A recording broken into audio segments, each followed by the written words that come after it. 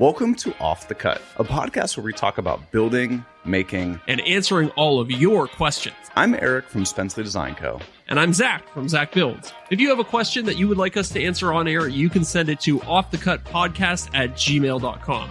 You can find both of us on YouTube, Instagram, and unfortunately, because we have to keep up with kids, you can find us on TikTok too. All right, now let's get into the show. Welcome to Off the Cut episode 80. We're up in Toronto. Welcome to Off the Cut, a podcast where we talk about building, come on, and answering all of your questions. I'm Eric from Killing me. Oh my gosh. We're up in Toronto and all the way in Sweden. Today is known as Tuesday, September 5th, 2023. But I've realized that's wrong because of the international date line. But here in Ohio, today is respectfully dedicated to the food of the day, cheese pizza. But before we get to that, you'll likely notice that I mentioned Sweden in the intro. You know what that means? That's right, folks. Unlike the Green Suiters podcast, who couldn't get guests to join their embarrassing excuse for a podcast, even if their life depended on it, we've got yet another guest. He's got an impressive YouTube catalog spanning more than 4 years and 160 videos. He's got the obligatory woodworker's beard, way better than Zach and I will ever have. He's a connoisseur of fine furniture from his local IKEA store, and he buys knockoff Festool sanders so you don't have to. Welcome to the show, Pierre, but you probably know him better as a Swedish maker. Thanks, that was great. Yeah, the knockoff Festool sander, I forgot about it. I still have it in a drawer somewhere. Does it still work? Yeah, it still works, but it isn't very good. Like, compared to the Festool sander, it's crap. Okay. Right. Okay. That was the first video of yours that I saw pop up. And I was like, I've got to watch this. Because everybody is always, complains that the Festool sander so much. And that this knockoff one was substantially cheaper. Did you find it on, like, Alibaba? Or, like, where was it from? Yeah, it was a Chinese site. Yeah, I think it was Alibaba, now that you say it. And I was hoping to get the green color on the switches and stuff, but mine was yellow for some reason. But I've seen there are green buttons on some places, so they try to knock it off quite good. But it's not the same. It's not like some other companies, you can find the knockoff that is quite good. Like, and this was actually not one of them. No, hold on, sorry. I actually haven't seen this video. Oh, come on. I'm sorry. Does it actually say Festool on the side of it? No, it doesn't. No. Okay, so it's just like a generic, but it's styled to look like the Festool one? Yeah, for sure. Okay. I wasn't sure how deep the counterfeiting went. Spitting image. Like, it even has the same, like, where you plug your dust collector hose and has like little notches and all that kind of stuff. Like, the buttons look the exact same shape. Looks like it came from the exact same, like, blow molded plastic thing. Well, I mean, that's relatively easy to do. So maybe that's what they did. They bought a Festool one, they took a mold of it, and then they just started making their own injection molds of it. Yeah, I think so. Yeah, that's crazy. So what was the reaction, or like, so when you put that video out, how did people react, or what made you want to make that video? Was it just like personal curiosity? Yeah, I think it was personal curiosity. And I also, when I saw it, I don't know, I think I saw it on Reddit somewhere. And I thought, does people know that this exists? Like, I haven't seen any videos on Festool counterfeits before. So, right. Yeah. I think all of that, like, it's a big thing in the PC world, like knock off things off of AliExpress. So I think the idea of like knockoff tools is very enticing to me for some reason. I think there's just a natural level of curiosity there. Yeah. I think a lot of people want to know, like, you look at a Festool sander. It's a premium sander. It's, $500, $600, $700 here. And you're thinking, I can get another sander for a fifth of the price. Mm-hmm. Am I really getting what I'm paying for? And Pierre, you showed us you're definitely not getting much of a sander for that knockoff one that you found. Like, no. I watched your last video, Eric. where you basically said all of these do the same exact thing, which I Yeah. think is very true for drills. But Yeah, for a it's sander, not I for think every it's a tool. bit of a difference. Yeah. Yeah. Mhm. Oh, 100%. Yeah. Yeah. But the aim of that video was to hit an audience of people kind of just getting started in woodworking, that like they're typing in, what brand tool should I buy? Those are the people that I'm speaking to. Yeah. The four of us, we have experience with tools, and if you're going to look at a circular saw, just by looking at the circular saw or feeling, how the way certain pieces flex, or like the way the something locks on it, you and all of us know very quickly, no, that's not for me. Yeah. But Yeah. somebody who's just getting into woodworking making, they look at all this stuff and they go, well, this drill just, drives in fasteners and it drills It holes. spins. It spins. What does it matter? And for those Yeah. people, it doesn't matter. No, I mean, I think we've talked about this on the show before, but you have to get to a certain level of skill before you can appreciate the Right. niceties of some of these like higher end tools. It's Right. like the being accurate to 0.001 degree on your miter saw doesn't matter when you're just making cornhole boards for the first time or whatever, right? Right. Yeah. If somebody who's going out looking, even finding out about the name Festool, and then thinking, I want a Festool sander, and they go, oh, it's, several $100s, and they're not really put off by that, is someone who is going to want to know if that sander doesn't perform to a super, super high level. Someone who's just, maybe in your example, slapping together some cornhole boards on the weekend, they're not even going to look or entertain a $600 sander, Yes. right? And that's Okay, not so who it's Pierre- named for. Pierre, while we're on the subject of the sander, I now have to know, is it, it's not as good as the Festool sander, but is it as good as your average run-of-the-mill $50, $60, $100 sander? Yeah, I would probably say, yeah. Yeah. Okay. It So seems maybe similar. if you're comparing price to like dollar for dollar, then it's actually maybe not a horrible value. No, maybe it isn't. I can't remember what I stated in the video, but the downside of buying stuff like that is the guarantee and all of that stuff that you Right. don't That's get. all out the window. Like, Good yeah, luck. yeah. Yeah. So speaking of tools, this is one thing that I get messages about this. And I know for Zach, getting certain tools, especially large tools, can be really challenging in Canada. Yeah. Tell me about getting tools overseas. Is it more challenging, less challenging? Is like, if you want to order something, is it insanely expensive? Some of the stuff is like, I was looking to get a new table saw recently, and I thought, well, everyone has a saw stop. I want a saw stop. Yeah. But that's impossible to get here. It would be an insane amount of shipping. Would to you get have it here. basically spent the same amount in shipping as you would have on the saw? Yeah.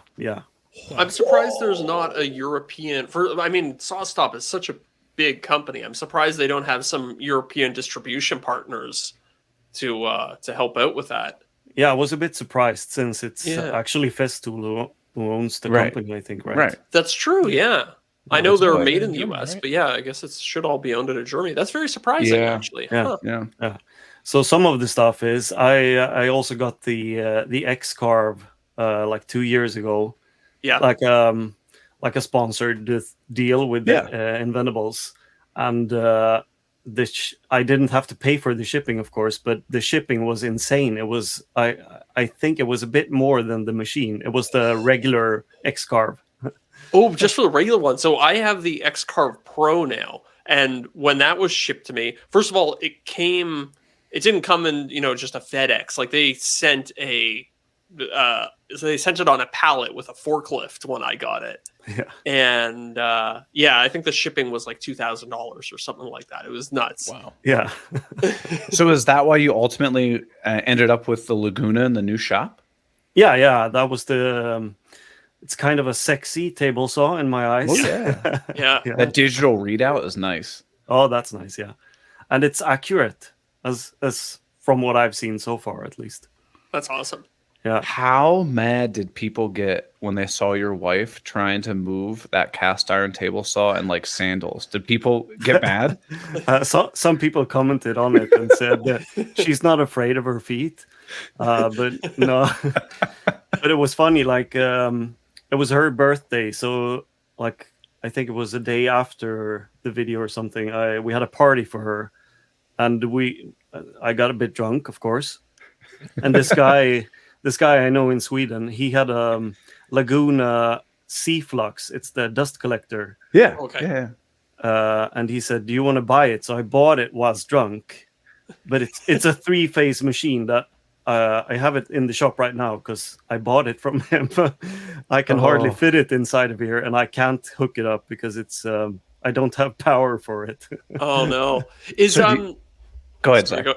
does Sweden is 220 power standard there? Yeah. 220 volts? Yeah, okay. That must be nice at least. It's basically it is anywhere that's not North America has adequate power. Yes. Yeah. So tell us about your new shop. Like what made you want to get into this? What were some of the challenges in the new shop? Like what are you most excited about? Because everybody always gets so excited when someone moves to a new shop. Yeah. I am a bit excited for this shop, but this is also like a temporary shop. So we moved to a farm this summer, and there's a big barn on the farm, and I want to build a workshop inside of the barn that's going to be a lot bigger. So this is kind of like a temporary workshop. Okay. But there, in the part where I'm going to build the workshop, there are currently 2 massive silos that we need to get out of there, and then I can start building an actual workshop. So that's what I'm mostly excited about. Okay. So in this new temporary workshop then, are you focused on making things that are portable that you can then transport later to the new shop? Yeah, kind of like that. Yeah. Yeah. So was the intention of getting the dust collector that I can't use, but like it's for the future workshop. That's what I keep telling my wife, at least. Yeah, I know all about that. I'm in the process of getting a bandsaw and a dust collector that I can't plug in. But it's like it's an opportunity I can maybe take advantage of now, and I'm just gonna sit on these crated tools for 6 months to a year. But Are you gonna put the crated tools in your house or in your shop? Oh, they're gonna be in the garage. Okay, that'll be interesting. Miranda would kill me if I just had a crated dust collector sitting in the living room. That would not fly. Or have a bandsaw in the kitchen. Well, you could use it for slicing meat. Yeah, get a loaf of bread. Yeah, exactly. But you're planning to move, right, Eric? Or are you? Yeah.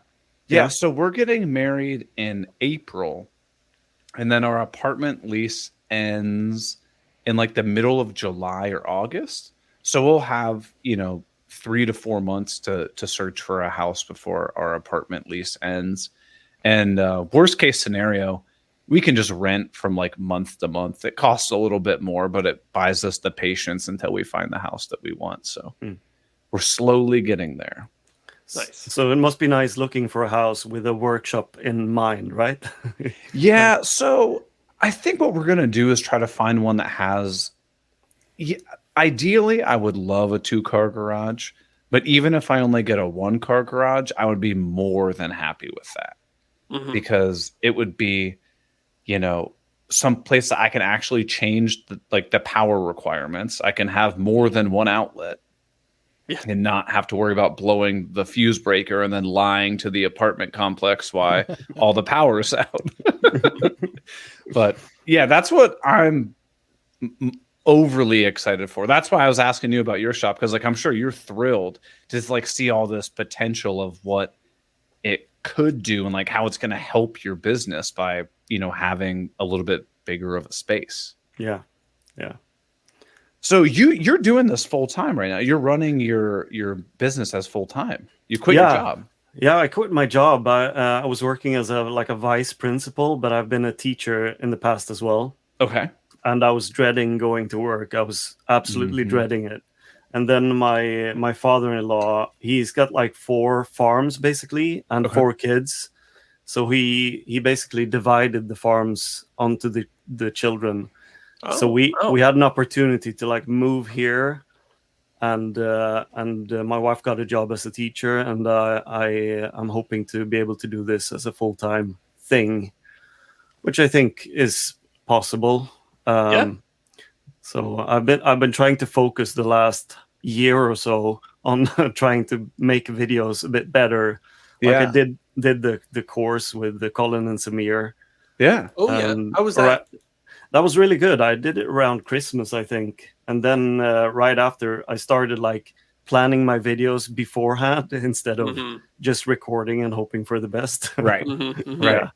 Makes a So- difference. So Yeah. you're trying to make content the full-time business and not like build custom furniture or do product sales or, you know, so tell me more about that. Like what inspires you to do that? Like I've always been having like going into interests for like a couple of months. Like a couple of years ago I started leathercraft, and I was like, oh, this is the thing I'm going to do for the rest of my life. I just Yeah. love it. And then a couple of months pass by, and then I'm like, oh, programming, this is what I'm going to Yeah. do. And then eventually I found like maybe YouTube is the thing. Like I can do all of that stuff and record it. Yeah. And this is the only thing that's ever stuck with me for so long. I just love all the parts of recording and making stuff and creating something physical, basically. Mhm. Right. And I mean, it's interesting that you brought up that you like to do all of those, you know, you like to do leather, you like to do all these different aspects. What's cool about YouTube is like, let's say 6 months from now, you get into, I don't know, something with resin or whatever. You can find a way to tie that into your channel as it is now, still being like pursuing what's interesting to you at the time, but still going after this larger goal of growing your YouTube channel and all this kind of stuff. And people that are invested in you are going to be probably interested to see what other things you start creating. And it opens you up to so many different avenues and not just, you know, making the same cutting board over and over and over and over again for people. Like, Yeah. I like when people ask me, oh, you're a woodworker, could you make us a cabinet? I'm like, oh, should I say yes to this? I never want to. I never Yeah. want to do it. no, I know No. every single time one of my friends comes to me, oh, I've got this thing I want to do. I got that thing I want to do. It's like, no, I'm more interested in learning whatever the new thing is, you know? Yeah. right. Yeah. And so it sounds like you're just like Zach and I, like you got into the YouTube video production. One, because you thought it was fun. It was interesting. You liked watching other YouTube videos. And then you realized I can monetize this in a way that I basically get paid to go after all of these little tiny hobbies or thoughts or ideas that crop up in my life. Like that's a sweet job. Truly is. It's like Yeah. the best job ever. Right. In some ways, like it allows you to be kind of perpetually a student. Like you can Yeah. be continuously learning new things, and rather than focusing on perfecting just one thing, you can literally be paid to be a jack of all trades, Right. Yeah. which is not something that has really existed up until the last 10, 20 years. Exactly, because that's the thing. Like moving from interest to interest, you kind of know some stuff, but you're not really good at anything. You just Yeah. Yeah. And learning a new thing is, I always find like I like to integrate new things I've learned into new videos, because there's so much you can talk about when you're first learning a thing. It's when you get towards the end, you're just you're refining on the little details and little details. But when you're first starting a new hobby, it's like, oh, I have this whole world opened up to me, and there's like all these little things that I can take from in order to make, interesting content. yeah. So I always like to ask this because I think a lot of people view, folks like us and they're like, oh, but they have a big YouTube channel. It's easy. They just make a video and then like they get paid thousands and thousands of dollars. What was going through your head, or like what did you struggle with the most? Like maybe you posted your first video. or you were thinking about posting your first video, was there one thing that you're like, I don't think this is good enough, like people are gonna judge me or anything? Yeah, I remember the first video. I had been preparing a bit to release a video, and then I was messing about with the editing, and then I just thought, screw it, I'm gonna learn along the way and just Yeah. keep posting until I get good at it, which Mhm. is what I've done, and you kind of grow into it, and you Yeah. learn just I don't care what people think, it's just what I do. It's Yeah. kind of a Yeah. maturity thing, I think. Yeah, definitely. So Yeah. how long, because I always like to set the stage with this, how long from the day you've posted your first video did it take for you to like get monetized or make even like $1? Ooh, it was probably like 2 years, basically. Yep. So That was yeah. about me. I was 68 videos, posting one video every week. So I was what, like a little over a year, like a A little year, over here. Yeah. a year and a couple weeks. Like people think you just post a video and instantly just, paychecks start flying your way. Yeah. Yeah, and what you said about getting stuff. Some people said, I can't believe you got it for free. And I was like, I didn't not really get it for free. free. Yeah, it's more of kinda like have to. it's more of an exchange. You're basically bartering for things, right? Yeah, yeah. Yeah. Or like think Um, of the years that you went unpaid and now you're just kind of making up for that and somebody is giving you, a table saw or a drill or something like that. Yeah. Yeah. What I struggle with currently is people around me. They ask what I do, and I tell them like, yeah, I'm a YouTuber. But Yeah. people around me still go like, can you come help me tomorrow? And I'm like, yeah, ask my wife instead. Well, she's at work. So am I. Yeah, right, Yeah. right. Yeah. So what is it you do? Like, it's really hard for people to realize that this is a job, I think. Yeah. It's like, I'm going to do some woodworking. I'm going to film it, and then I'm going to edit it, and then I'm going to do some voiceover work, and then I'm going to do some contract negotiation with a brand. It's like there's a lot that gets packed into it that I don't think people necessarily see. Yeah. My favorite response is, you can make money doing that? Yeah. You're like, yeah, you can do it pretty well, actually. So, Pierre, do you have like a certain, I'm sure people come and ask you, do you have a certain thing that you recommend to people? Like if they're starting maybe a maker business or wanting to start a YouTube channel or something, any advice that you would like to give to people? Just get into it, I would say. I think a lot of people are getting into content creation, especially basically start on Instagram and then like, maybe I should do a YouTube video out Right. of this. Just get into it, start making it. And if you enjoy it, keep doing it. Like it's Right. Yeah.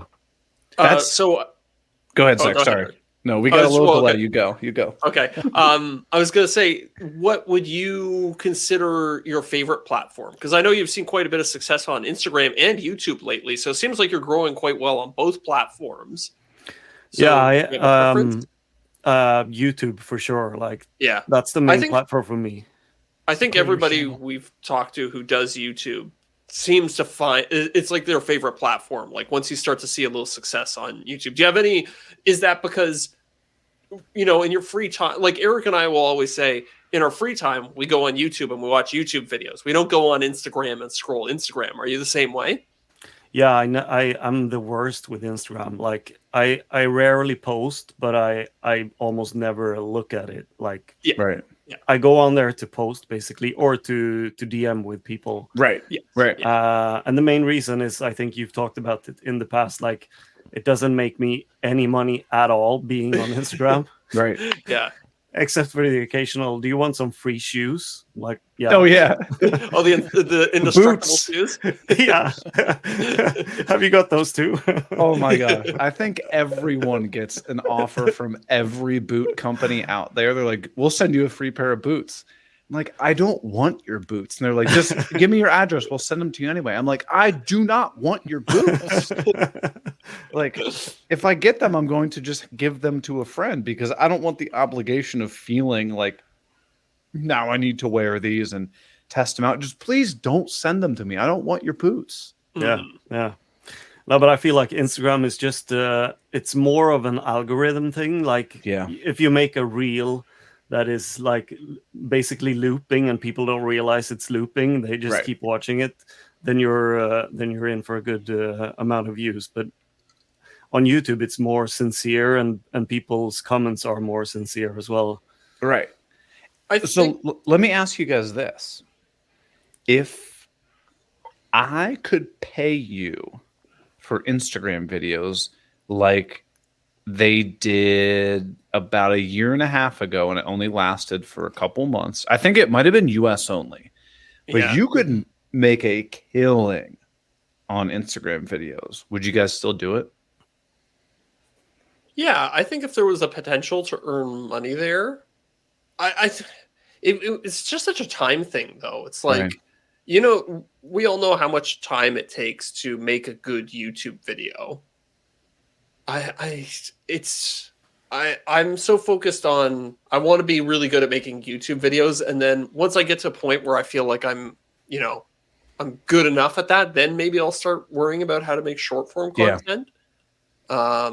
It's I don't know. It's kind of a distant concern for me right now. But if there was a monetary incentive to be there, it would definitely be much more enticing. Yeah. What do you think, Pierre? I think I would be more into it if I were earning some from it. Like maybe you use my YouTube videos more to turn them into reels, because I currently don't do that either. Like, it's a skill that you have to learn. Like, let's be real. Making long form videos is a skill. You have to be able to craft a message, craft a story, intrigue people, keep them locked in the whole time. The exact same thing you have to do with short form content, even if it's a 10-second clip. How do I glue you to this 10-second clip? I'm going to be honest with you. I don't think it's a skill that I have, but it's also a skill I don't practice. Well, that's it. But you didn't have a skill for making long form videos. I still don't. That's kind of how I feel too. It's like I'm like just like, I don't know. I've graduated from apprentice long form video maker to like a journeyman long form video maker, and I want to get to master before I even worry about becoming an apprentice short form maker.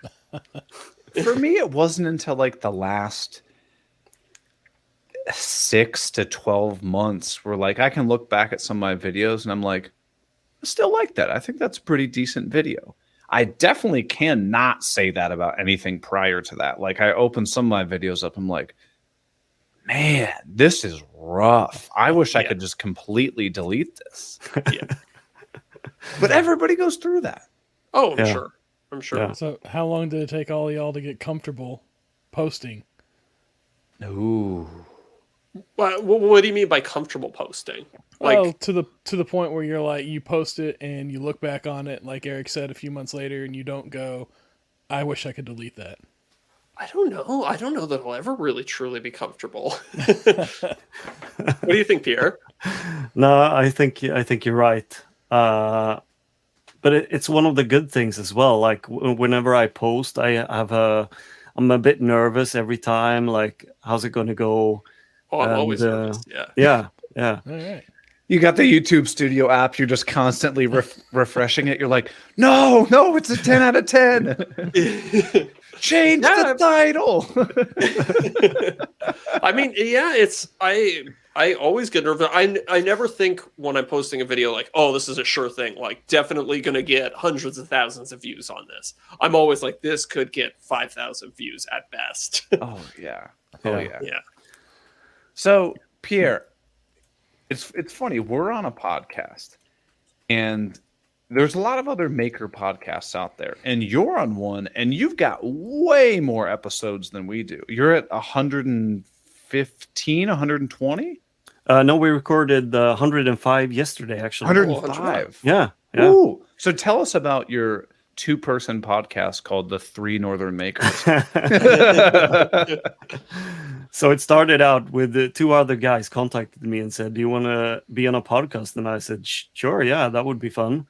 So we started out hence Three Northern Makers. Yeah. And then one of the guys was like, not into woodworking anymore, so he just quit, and we said we'll just continue, the two of us, and we can have guests on, and we'll call them the third Northern Yeah. Oh, yeah, Maker, that's cool. basically. Yeah.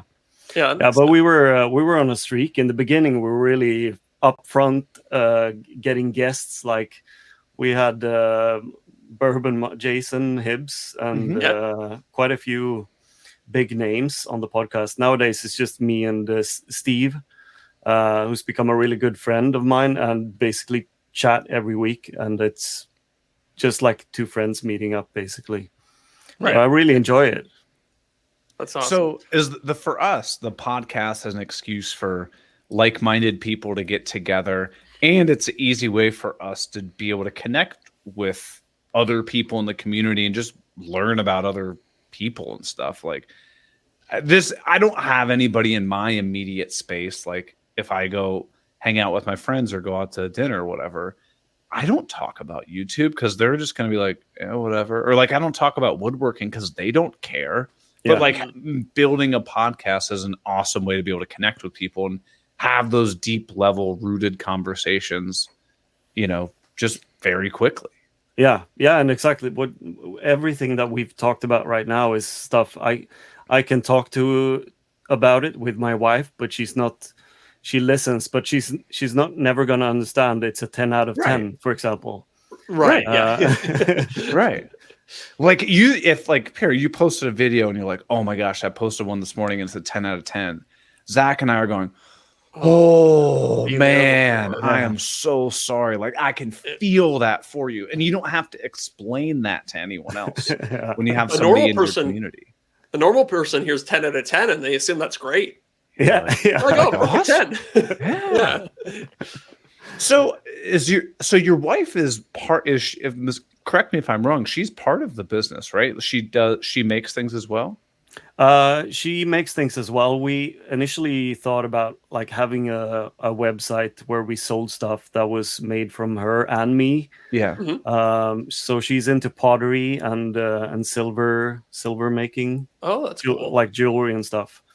But now she's working basically full time as a teacher. So she's doing that. And I'm doing this. Basically. Do you have any aspirations, one day if your channel takes off, goes to the moon, and you're making millions of dollars, do you think she would ever quit her job and then also be more involved with your business?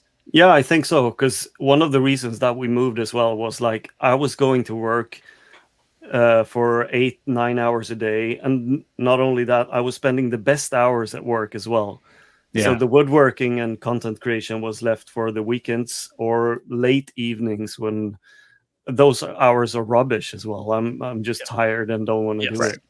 Yep. And we were kind of playing with the thought, like move to a farm, we could grow some food. How many days of a month can we stay at home if we grow our own food? Like 2-3 days maybe. Like how far can we stretch it? Like we don't want to go to work, none of us basically. So just want to be at home. So that opens up a whole new avenue of questions then, because so how much time do you devote to running your farm? Nothing right now. So my father-in-law is keeping cows here, meat cows. Okay. So he's going to keep doing that until he doesn't want to do it anymore. So we're focused on fixing a workshop. We promised my daughter a horse when we moved here, so we need to build her a stable. And then the third step is to build ourselves a new house on the farm. Yeah. Oh, wow. And would you be doing a lot of that? Yeah, I hope to do most of it. Okay. Yeah. Very cool, man. Yeah. That's kind of a dream of mine, so I'm very jealous. Building a house or building? Yeah. Well, building my own house. I've built tons of houses before, but yeah. Always for other people, unfortunately. It's so crazy expensive right now, though. So I know it's very daunting. It's like the price of building. Like I mean, every woodworker maker knows it, but the price of building a house in terms of materials has doubled and maybe even tripled in the last 3-4 years. It's just nuts. Yeah. Oh. Yeah. You just get me excited because I can't even grow like flowers at my place. Like you're like, I got meat cows. We're gonna grow our own food. I'm like, damn, I'm so jealous. Yeah. I get But jealous that's just when like- people have a tomato plant because I can't even have one of those. But it's a lot of work. Like tending Yeah. to animals and tending to crops is almost a full-time job in and of itself. So that's why I was curious to hear you talking about potentially, growing your own food and stuff like that. Yeah. Yeah, go ahead. I just worry that it wouldn't be economical time-wise if you're super focused on the content game. Nah, we'll see where the content game takes me, I think, because if it makes us enough money to sustain ourselves and the house, maybe we won't have time to grow our own food, but Yeah.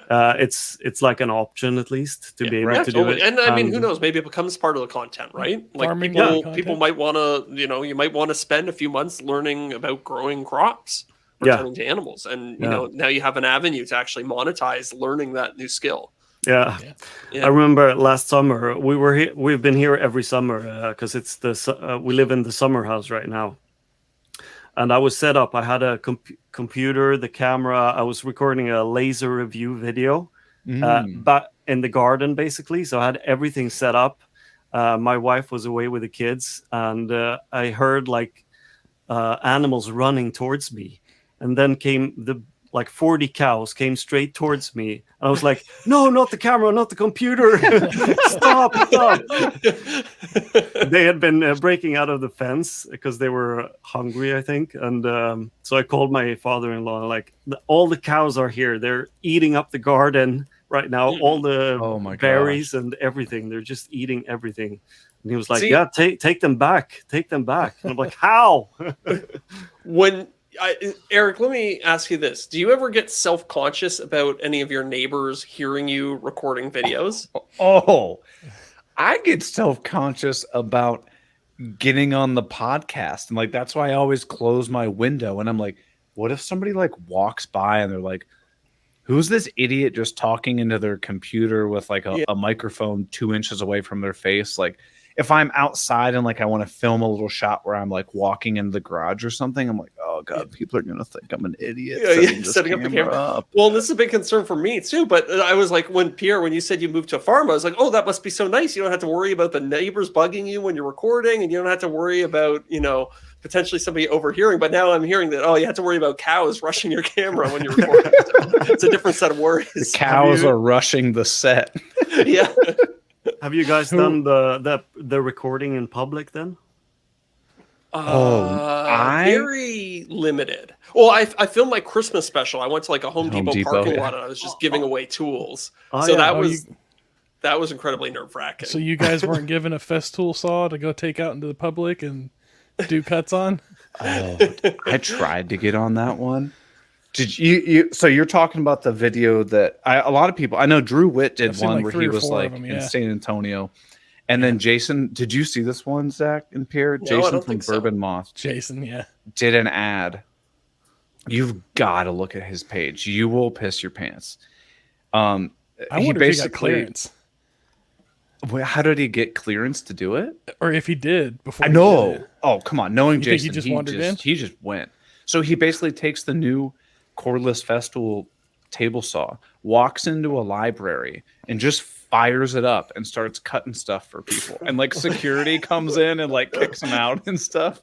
It is so funny because Craig, his video guy, is just like hiding behind stuff, like videotaping them and stuff. And That's hilarious. they were not happy about it, but it's pretty good. Yeah, I can't even imagine doing something like that. I'd be so self-conscious. The most I've ever filmed in public was like, I used to, show like on very beginner projects, like, hey, I got this sheet of plywood from the home center and I just cut it down in the parking lot at the home center. And when I would like pull out my camera, or like it was my phone at the time, and like set it up on a tripod in the parking lot, I would get the weirdest looks from people. Yeah. And I was like, dude, this is as fast as I can. Yeah, like that's one of the nice things about making YouTube videos is like, to a large extent, like it's just me alone in the shop, so I don't have to be like super worried about all this stuff. I don't think I could be, a person who records in public all the time. It'd be too weird for me.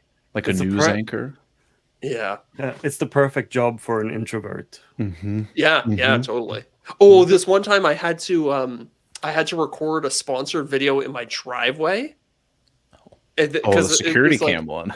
no, The not that. keys. That one wasn't too bad because that one, all the outside stuff, I just kind of like set up the camera and like did it. You basically didn't see it was there, but I actually had to talk to my camera and do like multiple takes right at the front of my driveway with my truck in frame because it was for a car insurance company. Oh yeah, I remember that And the one. neighbors were just walking by, and I'm like, "This is They're my like- baby, and I only take it to the best auto place." It was, it was so cringy. It was so cringy. Oh, that's bad. So who makes you feel more self-conscious, doing that kind of stuff in front of your significant others or in front of perfect strangers?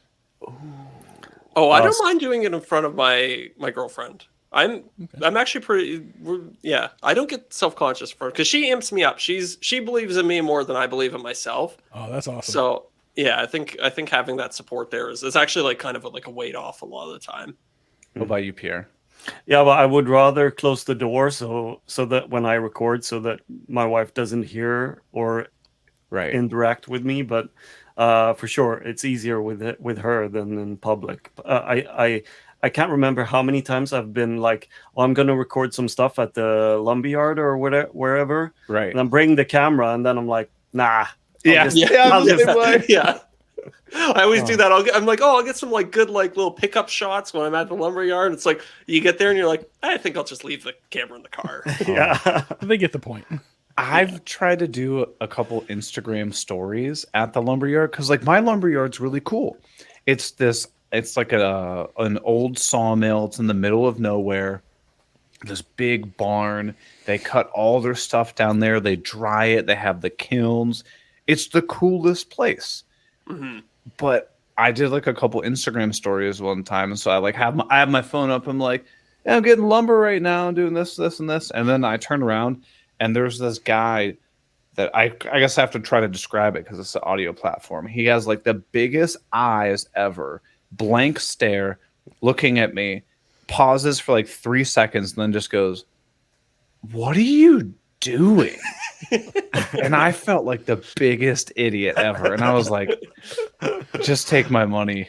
Here, Yeah. this is the wood I want. I'm leaving. Bye. I never want to see you again. I work with tools. I don't want to feel like one. Right. Yeah. The mill I go to, they actually like they promote a lot on Instagram. Oh. So I think a lot of the time when I'm there, they're like, "Yeah, come on, do something. Like get on your phone and start Yeah. recording something. Don't just buy the Yeah. lumber and get out of here. Let's get some free promotion in." This place that I go to doesn't even have a phone, so I don't think they're interested in doing that. Yeah, nice. But do you guys get it where your partner, if they hear or watch your stuff, gives you constructive feedback? Let's say, like, Miranda will always go, "You never say that word in real life. Why did you just say it 9 times during that paragraph where you did the voiceover?" She's like, "This isn't you talking." I was like, "But it's me." She's like, "This isn't you." Huh. Do you Well, guys get that's- that? Sophie gives me more because like Sophie was an actor for a long time. Right. So she'll give me like kind of like conventional wisdom, I would say. Okay. Like she'll often say things like oh, you're looking like what I'm doing now. I'm like looking into the corner of the room as I speak. Yeah. Because that's just what I normally do. She's like, "No, you need to like look at the camera the entire time you're recording." And like some of these little things, I'm like, I don't know that it matters that much on YouTube. Like there's a little bit more. You can throw out some of the old conventional wisdom sometimes, but she often gives me little pointers like that. I almost get the pointers on the stuff I do, like, "Oh, the cabinet looks good. Is it only gonna be 2 shelves?" Oh yeah. Yeah. That's what I get all the time. Is it supposed to have this gap?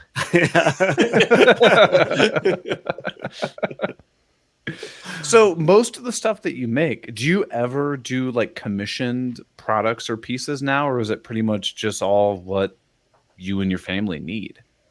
For now, it's what we need. I've done some commission pieces, but like I said, I don't really enjoy that part. So Right. Yeah. I try to find projects right now that I enjoy making, but that I also think are going to do well on YouTube. Like, Right. That's the biggest thing, right?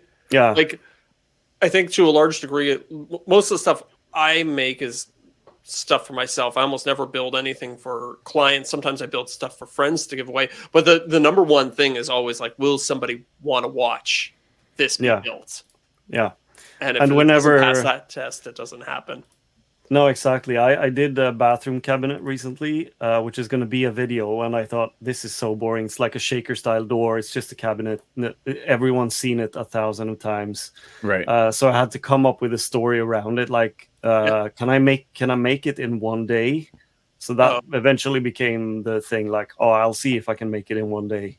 Okay, that's see, that adds like it's a different spin on your regular just I'm building a cabinet video, right? Yeah. You have to make it interesting. Yeah. And it's almost like you need to lead with that concept of the timeline. It's like I'm pretty sure the word like bathroom vanity cabinet will not appear in the title of that video. It'll be my hardest 24-hour challenge. Yeah. But then you get people going, well, this is clickbait. You're just trying to lure people into watching your video. And the response is, you're absolutely right. I'm trying to lure people into watching the video. That's what YouTube is about. Yeah. So, Pierre, you're also pretty big into 3D printing, right? Yeah. You talked about it a bit last week. I've been having an Etsy store. That was also one of those, I'm going to do an Etsy store and sell 3D printed items. Yeah. And now like, I'm not going to do it anymore. I'll sell the files instead. Yes. You sell the STLs. Yeah. Do you often get, I've had quite a few people complain in the comments of my videos that they're like, 3D printing is all supposed to be about open source and sharing things. They get mad that I sometimes sell the STL files. I haven't gotten that now, but I haven't sold the STL files yet either, so that might happen. Well, it takes time to create the file, right? Yeah. Like, if you make something from scratch, it's going to take time. For sure. I mean, it's just it's like any other product at the end of the day, right? Yeah. So, no, go ahead, Zach, go. I was just going to ask, what kind of printers are you running? I've got two Bambu Lab P1Ps right now. So I was kind of curious because you both got the Creality printer, right? Yeah, the K1 Max. I think so, Yeah. How is it? It's great. I've actually been really enjoying it. So I was worried because the Crealities have this reputation of, you kind of have to tinker with them in order to get them to print well.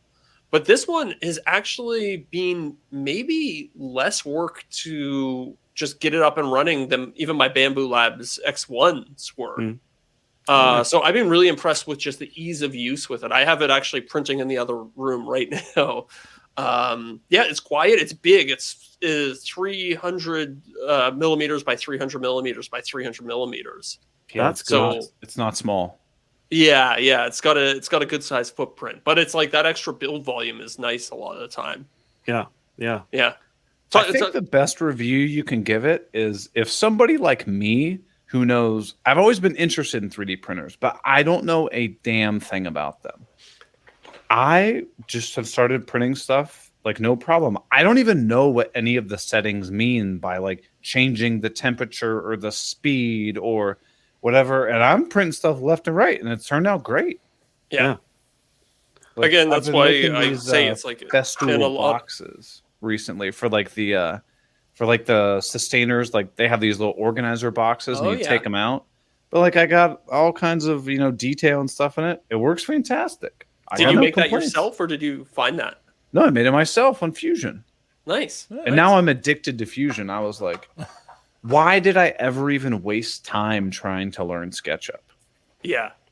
Yeah, Fusion is the best. Right. Yeah. Are you Fusion? Do you use Fusion primarily, Pierre? Yeah, only. I love it. Nice. Well, we're all aligned then. Did you start with SketchUp? I did years ago, but then I got into Fusion like 2 years ago, I think, and I was like, oh, this is good. This is really good. Right. Takes like 3 steps, and then you build a basic cabinet, and you're like, oh, I want to make it an inch bigger, and then you just press a button and everything else moves. You're like, oh my god, in SketchUp, I might as well just completely restart it Yeah, exactly. to make something an I've- inch bigger. I've worked with architects that designed entire houses in SketchUp, I've and I'm like, seen that. how? Yeah. How? Right. If It's you want to amazing. move a door open move a door 2 inches over, Start the whole like- house over again. Right. It's awful. So do you foresee yourself using these 3D printed, products that you're making? Do you ever foresee yourself selling them, like the physical product as well? No, I don't think so. I'm going to get back to that. I did sell some. You talked about the mag. What was that? That's what I Yeah. wanted to ask you about, like the Magport things for dust collection, because I noticed them in some of your videos, and I wanted to have a discussion about those with you. Like what I did was I inserted the magnet. So I stopped the printer Oh, that's clever. mid print, Oh, and that's then I smart. insert the magnets, so the magnets won't ever come loose. That's But genius. I didn't know about the mag, the thing you mentioned last week in the podcast, the mag. whatever they're called. Magport, I think, is what it's called. Yeah. Yeah. I saw something similar on Etsy. That's why I made my own. Okay. Okay. And then I thought the magnets needs to be inside of the plastic instead. Yeah, Yeah, because when I you first- epoxied mine in. Yeah. Oh yeah. When you first held that up here, I assumed that the magnets were on the opposite side, but that's really clever putting them right in there. Did you have to allow a certain amount of tolerance? Because I'm imagining the nozzle, the printer would have like bumped the magnets around as it. Yeah, I As was it afraid printed. of that as well, but it prints perfectly. It stops right where I can insert it, and then it's basically level when I put the magnet in, and it keeps printing. And I was afraid the magnet was gonna stick to the nozzle, Right. but But it that doesn't. wasn't an issue. No. Oh, wow, crazy. Did you have, So- is there a way to get it to stop at a That's what I was certain going to layer? ask. Yeah, so in the slicer, at least in the bamboo slicer, you right click in the preview. You can right click at any level, and Yeah, because you can drag the thing up. That's like, oh, I want to view what level 117 looks like, or something. yeah, exactly. And then you can right click and then say pause. Oh, I didn't know that. Okay, well What? that's really good to know. I'm desperate for the day when Bamboo adds the new Creality printers to the Bamboo slicer, because the Bamboo slicer is so much better than the Creality slicer. Yeah, Oh, okay. Yeah. I haven't even started messing around with that. But so stuff that you typically 3D print, are these things that you're going after as far as like developing a product for yourself? You're having like an issue of like, I wish I had a way to quickly connect my dust collection ports. Oh, I should do like a magnetic one. Is that where most of your 3D print projects stem from, like solving for issues? Yeah, solving issues and also compatibility between brands, because I have a Bosch miter saw and the Festool vac, Me and none of those companies are ever going to make a connector between those things. So that's where 3D printing really shines, I think, is when you can make a connector. And the other day I was like, I need to vacuum the floor, and what if I could attach the vacuum rod to the Festool's vac? Right. Oh yeah. And I made a custom thing for that. It's perfect for that sort of stuff. And so like that alone, because I bought it, I bought the Festool set that comes with all the different attachments and stuff, so I can, use it as a floor sleeve. But I mean, it had to have been $200+. And if you have a 3D printer and it costs you 25 cents, basically the cost of a pack of gum to print out this little connector, you just saved yourself hundreds of dollars. Yeah, and I think the new printers that are so fast changed the game, because I got my first printer like 6 years ago, and whenever you loaded up a file like a vacuum connector, it would be like, it's going to take 8 hours, and I was like, I'm not going to do it. It's too long for some reason. Right. But, now it's like everything takes 1 hour. It seems like. Yeah. Yeah, unless you're doing something really massive, that'll spit it out pretty quickly. Yeah. Even like one of these big Festool boxes that I printed out, which is probably 2 inches by 8 inches by about 3 or 4 inches tall. You know, pretty good size. Like this used a good amount of filament. This only took like an hour and a half to print, and so I just, press print and then keep working on something. Like it's not really Yeah, gonna and the fail. nice thing about 3D printers is just like you're saying, like they're once it gets going and you have your first layer down, you're like, okay, I have good adhesion, you can leave it. Yeah. So like today I was working on a whole bunch of different things, but I had the printers running in the background constantly, just working on various iterations of prototypes, and it's nice to be able to work like that. Yeah. What I enjoy is that both of you guys are on the same thought process as me, is that 3D printing isn't a separate entity. It's like another tool in your toolbook to help you as a woodworker or a maker just solve issues. Like, yes, I think that's what I think people categorize certain tools in certain areas being like, oh, if you have a CNC, you're a CNC woodworker. Yeah. No, like you can use a CNC to make templates. And then now you can go use a router like a regular woodworker and be able to create all this really cool stuff. It just adds more capabilities to your tool set that you already have. Mm-hmm. Totally. It's 3D. You'd be surprised how many times you be in a situation building something out of wood. You're like, oh, I just wish I had a little right angle out of plastic. Right. And you're like, okay, yeah, I'll just go make that real quick. Right. It's all these little filler things. It can just I don't know. It just solves problems. Pierre, do you have a product that you're brainstorming in your head right now that you're trying to like design or create, and you're like, I think this would really help me out? I'm actually working on a project right now for do you know the magic mirror thing? No. Like where you take an LCD screen and put it behind a mirror? Yeah. So Yeah. It's basically like a community around the magic mirrors, and I always thought they were cool, but the mirror's kind of in the way. Mm-hmm. So I got a touch display instead, and it's just the display basically. So Okay. this touch display, and on the back you can mount the Raspberry Pi basically. Yeah. Okay. Yeah. Yeah. But then I thought I could make like a info screen for my workshop. So I 3D printed like the I don't know if you can see, but it's basically like a frame around it. Yeah. Mm-hmm. And then I can attach some wood to frame it in. Yeah. And that was done with Fusion and some 3D printing, which is awesome. Sick. Like that would be really hard to do with the woodworking, even with a CNC, I think. Yes. And it's the like the I'm blanking on the term, but where you can do like iterations. Like, okay, you print off a really, really rough version. Okay, does my stuff fit in there? Now I'm gonna go back and like modify this, and this, print it again. You can very, very quickly drill down from a super rough concept idea to something that's very, very refined in a short period of time. And you're not going to make 10 versions of the same frame out of wood. You're going to go, this is good enough. Exactly. Yeah. Yeah. It's a double-edged sword though, because I find a lot of the time I'm like, oh, it'd be better if I move this over like a millimeter. I have a hard time when it's in wood and it's there in front of you. You're like, okay, this is fine. Like it's close enough. I don't need to worry about it. When it's just another print away and it could be just that little bit better, it's hard not to just keep going back and iterating. Right.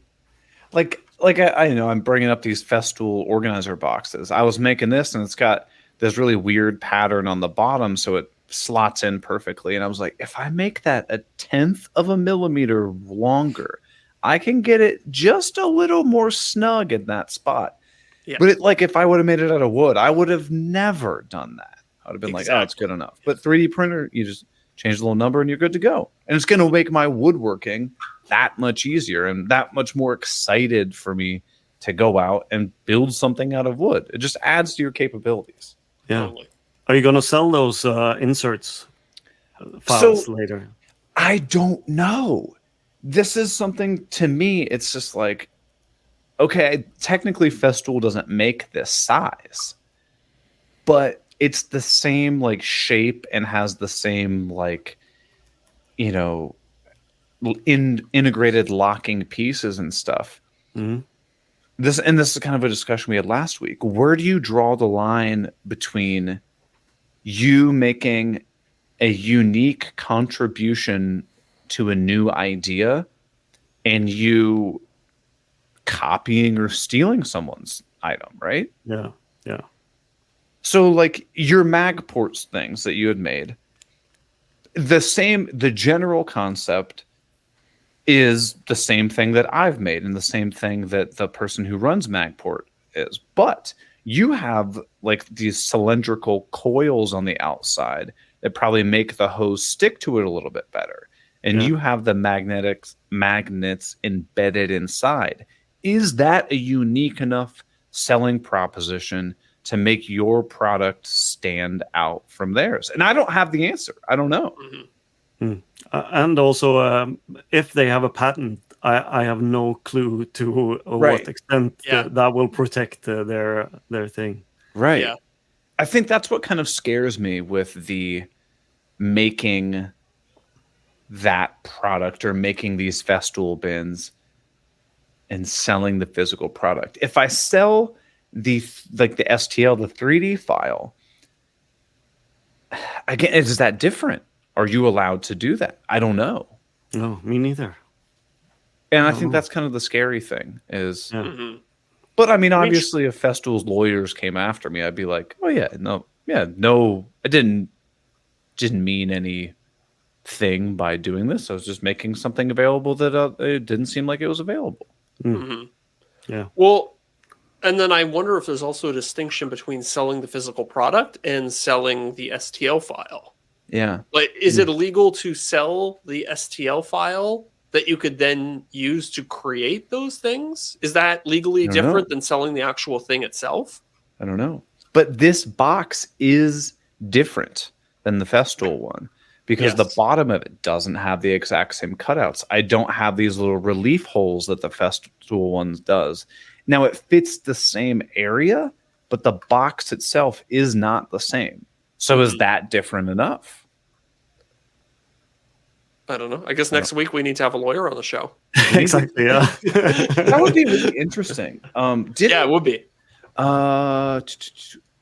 Mike Clifford, Modustrial Maker. Didn't he used to be a patent attorney? He did.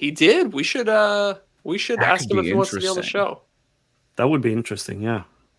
Because I think that's at least the path that I very quickly got into with the 3D printing thing. As I was like, oh my gosh, I can make all these. This is so helpful. This is a fantastic product. Can I do this? Yeah. And I don't know. Yeah. There's a lot of stuff like legal stuff that I've been thinking about when making videos. Like, can I put the IKEA logo on my thumbnail? Is that Yes. okay? Well, even not just the IKEA logo, but like you'd be surprised what's copyrighted. Like you go on Google and you Google image search arrow PNG because you just want to have like an arrow pointing at something in your thumbnail. Right. A lot of those PNGs are actually copyrighted. Yeah. So, and you are maybe technically using it for a commercial purpose by putting it in the thumbnail of your video. Now, are you actually going to see any, is anything bad going to happen to you? Probably not, but theoretically it could. I know you guys know Daniel Dunlap from Daniel Dunlap Woodworks. Yeah. He used to make these like Lego trays. So it's like, the building block Legos. Yep. And it was I like think Lego's pretty litigious. Yeah. He would make these like trays. So I guess the kids, they build their Legos on this tray and then you like put the tray away and it's easy cleanup or whatever. He got in trouble for using, I'm just guessing what the Etsy word was, like mid-century modern walnut Lego tray. He got like a cease and desist for using Lego tray in the title. And here's the other thing too. Sometimes these companies will just send out cease and desist, even if they know that they have no legal footing. Right. Because they know that they can just scare people out of using the name. Right. And Right. nobody wants to go through the effort of having a big drawn out legal dispute with the Lego Corporation. No, like, and that's the thing. Like, none of us have massive legal teams behind our business. Like, Yeah. if Pierre, if you put that IKEA logo on your thumbnail, like, you don't have a legal team backing you up, being like, actually, if you look at this, this, and this, he's allowed to do that. What we would do is we would just change the thumbnail. Yeah. But yeah, I don't know. It's scary. Like, I've heard of people in the past, they would do like IKEA furniture flip hack things, Yep. or like how to turn this, this IKEA piece, add a couple extra things. Now it's like a brand new piece of furniture. That IKEA was trying to get all those people in trouble who were doing stuff like that in the past. I don't know if they stopped, because I still see those on YouTube all the time. Yeah. I don't know. It's scary. Yeah. Tread lightly out there, everybody who's listening. Yeah. So, real quick, I think we're getting close to the end of the show, but I wanted to ask Pierre one final question before we wrap up the main show. What was it that dissuaded you from pursuing the 3D printed objects business? What was the main thing that you encountered that made you want to give it up? It's just something keeping me from doing what I really want to do. Yeah. Basically, that's the thing. Like, I saw an order, like Shopify notification on my phone. I was like, oh man, I need to go to the post office again. Right. That was basically it. Yeah. So if you could do something like our buddy Jonathan Katz-Moses, a big part of his business is he is basically the fulfillment or creator of people's products. So like, I don't think he does 3D printing yet, but like hypothetically think if you made the STL file and then sold it, and then when somebody went to your website and bought the dust collector fittings or whatever, it just shot the order to Jonathan. Jonathan then created that, handed all the shipping and fulfillment. Would that be something that you would entertain? That would be a lot better, I think, because the thing is, if you find a product that people want and sell, it will sell a lot of it. Like Drew Witt is selling a bunch of his fittings for the sauce, so that would be a good idea. Because I think Drew does his own fulfillment, if I'm not mistaken. I think he does. Yeah. Yeah. And what's that guy? Shop Nation? Travis. Yeah, he does his own fulfillment too. Yeah. But, and no knock to either of them, because they're crushing it. Yeah. I can't think of anything worse than having to collect pieces and then the Green Service podcast. Damn it, I missed a good opportunity. I can't think of anything worse than having to like pack up orders and bag them up and ship them and put the right labels on it all day, every day. That would kill me. And also, 3D printers are quick, but they're not that quick. Yeah. If you're printing at scale and you're, even if you're only getting whatever 10 orders a week or something like that, that's probably one solid day a week that your 3D printer is completely occupied just replenishing your inventory, and you can't be using it for, a video or making your own stuff, right? So that's something to consider as well. Yeah. Or if it's in your house where your spouse you just go while you're trying to sleep, like they're gonna you like, have to put it in a soundproof room. Yeah. Well, I think we've gotten to the end of the main show. Pierre, for the people who don't join us over in the after show, tell them where they can find you, where they can find more about what you're doing. The Swedish Maker on YouTube. That's the best place to go. Yeah. Support him on YouTube. Go check out his podcast. Why did I completely blank on this? 3 Northern Makers, right? Yeah, exactly. Yeah. Go check out 3 Northern Makers. And again, by listening to them, you're joining our fight against the Green Suiters podcast. I've never listened to that one. I don't blame you. You should. It's terrible. To be avoided. But if you ever want to, Apple you can and find them on Spotify and every other place that podcasts are found. But you definitely don't want to. That's correct. So for everybody else, we appreciate you listening. We are going to head over to the after show. and knock out a couple fun things. And if you want to join us over there, you can go to patreon.com/offthecutpodcast. But no pressure, because we will be back here next week. Yes, we will. See you, everybody. See ya. Bye.